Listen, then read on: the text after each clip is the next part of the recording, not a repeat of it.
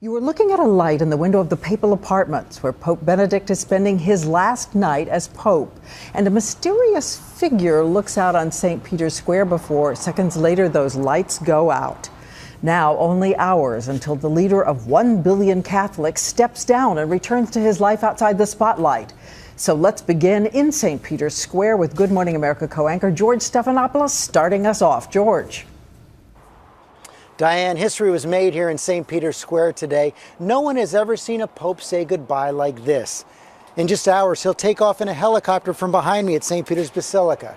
The Swiss guards who protect him will stand down, but that is tomorrow. Today was about farewell. A farewell both buoyant and subdued, fitting for a pope of paradox. It was a last glimpse, a last chance to hear his words. Soaking in the cheers, Benedict rode in his Pope-mobile, waving, kissing babies. And when he rose to speak, an ovation. It was a frail man today, a marked difference from the day he began his papacy. Known as God's Rottweiler, he has been a leader bent on defending the traditions of the Church in a modern world. But his papacy would be tested by the pain and deceit of the Church's sex abuse scandal. Today he spoke of joy and sadness, days of sun and light breezes, when the fishing was abundant. But there were times when the waters were choppy and there were headwinds, times when he said, it looked as if the Lord was sleeping. Among those listening, the cardinals, those who will decide Benedict's successor. I spoke with Donald Cardinal Wuerl of Washington. How about the chances of an American, of Cardinal Dolan, of Cardinal O'Malley of Boston? I think the conventional wisdom, which I think is correct, is a pope from the superpower would probably have a lot going against him when he's trying to present a spiritual message to the rest of the world. Tomorrow night, Benedict will no longer be Pope. He will be called Pope Emeritus. Wear simple white.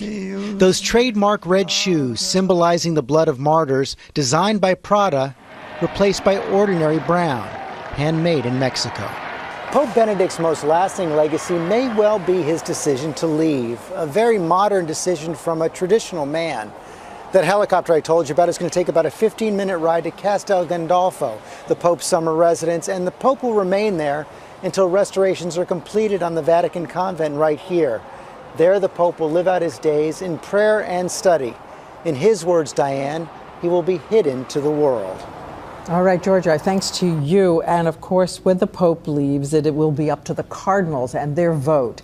And here's one snapshot from a modern pilgrimage. There he was, Boston's Cardinal O'Malley, on the plane to Rome with a newspaper, wearing his signature simple brown robes. And we were all rewinding this tape today, 7 years ago. Take a look. There, sealed with a ribbon of key turns and a new pope, Pope Benedict, is shown around his new home, the papal apartments. There are 10 rooms, floors of 16th century marble, a library crowned with an antique ceiling. And soon another man will be passing through that door, a pope chosen in the mysterious ritual known as the conclave. ABC's David Wright tells us about the ancient vote to come.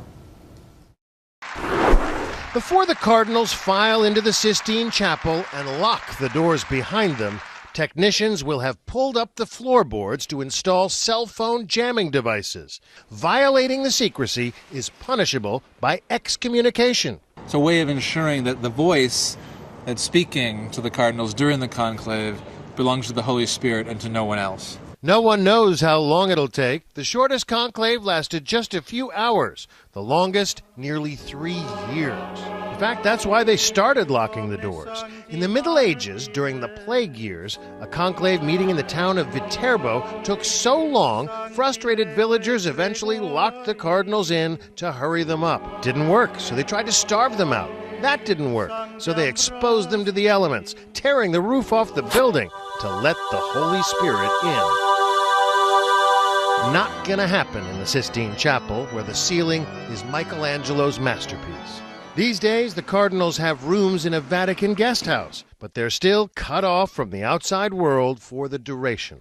This is your first conclave, if I'm... It is. Cardinal William Levada of San Francisco has been told what to expect.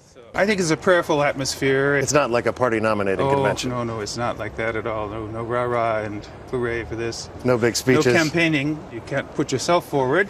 When the time comes to vote, the cardinals are strongly urged to disguise their handwriting to avoid any awkwardness later.